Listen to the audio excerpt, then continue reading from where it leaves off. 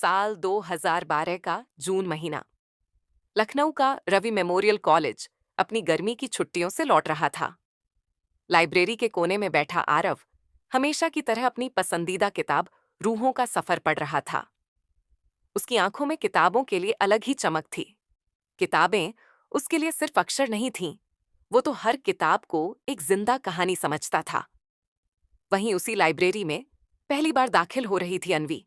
शांत, सौम्य और थोड़ी संकोची। उसे किताबों में रुचि नहीं थी, लेकिन कॉलेज असाइनमेंट ने उसे लाइब्रेरी में आने पर मजबूर कर दिया। काफी अजीब सी जगह है ना ये, उसने बुदबुदाते हुए कहा। आरव ने मुस्कुराकर उसकी ओर देखा। शायद तुम्हारे लिए, लेकिन मेरे लिए ये मंदिर जैसा है। अन्वी ने पहली बार ध्यान से देखा। गहरी आंखें, हल्की मुस्कान और किताबों से बेतहाशा मोहब्बत। तुम हमेशा अकेले ही पढ़ते हो? उसने पूछा। कभी कभी कोई खास कहानी मिल जाए तो अकेले ही अच्छा लगता है, आरव ने जवाब दिया। और यहीं से शुरुआत हुई, किताबों से मोहब्बत करने वाले लड़के और किताबों से डरने वाली लड़की की कहानी।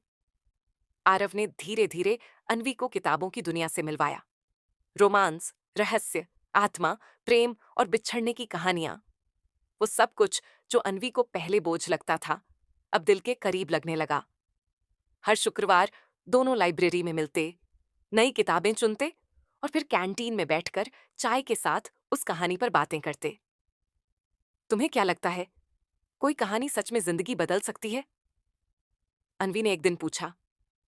आरव ने गहरी सांस लेते हुए कहा, हर कहानी में एक आखिरी पन्ना होता है, और कई बार वो आखिरी पन्ना ही पूरी जिंदगी का मतलब समझा देता है।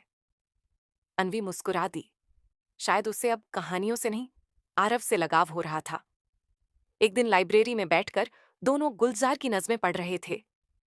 हवा में नमी थी, बाहर बारिश हो रही थी। अगर कभी किसी से मोहब्बत हो तो? अन्वी ने अचानक पूछा। तो क्या? आरव चौंका। तो बताना चाहिए या किताबों में ही दबा देना चाहिए?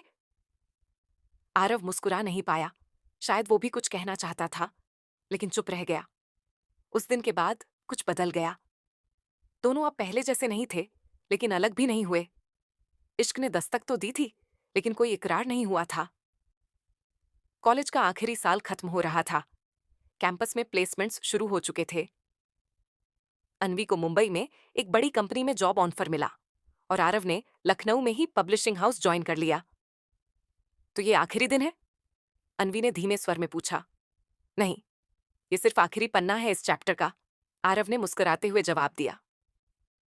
और अगला चैप्टर? शायद किसी और किताब में, आरव ने कहा और एक किताब उसे थमा दी। अधूरी मोहब्बतें। अन्वी ने किताब खोलकर देखा।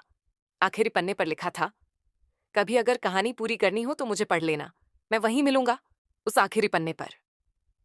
उसके आंखों में आंसू थे। वो कुछ नहीं कह पाई, बस चली गई।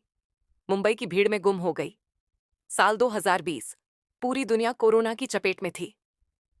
अन्वी अब एक सफल कॉर्पोरेट हेड थी, लेकिन भीड़ में कहीं अकेली खो चुकी थी। उसके पास सब कुछ था, पैसा, नाम, शोहरत।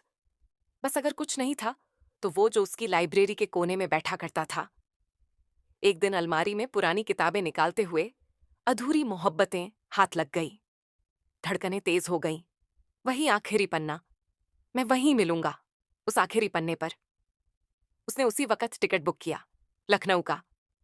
लखनऊ की लाइब्रेरी अब भी वैसी ही थी, बस किताबें थोड़ी धूल खा चुकी थीं। वहीं कोने की वहीं पुरानी सीट, और वहां बैठा था आरव। उसके हाथ में एक नई किताब थी, वो आखिरी पन्ना। अन्वी ने आहिस्ता से कहा, ये किताब मैंने कभी पढ़ी नहीं। आरव ने उसकी ओर देखा। आंखों में वही मोहब्बत, वही इंतजार।